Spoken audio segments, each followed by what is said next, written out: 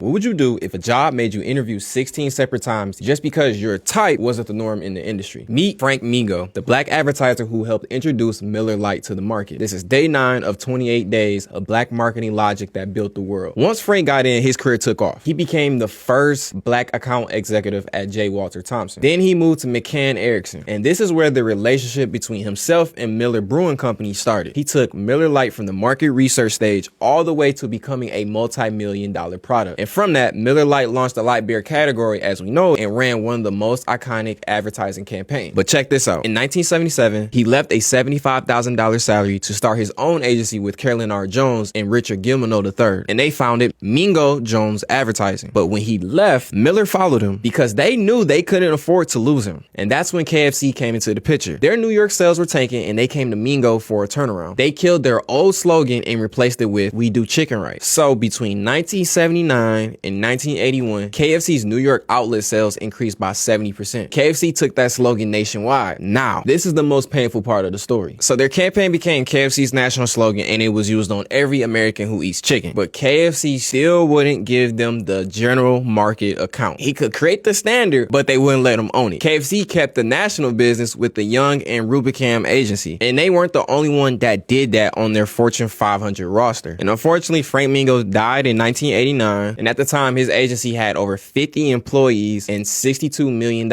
in billings, and they were still getting boxed into the black agency. And 8 years later, he was inducted into the Advertising Hall of Fame, being the first African American ever.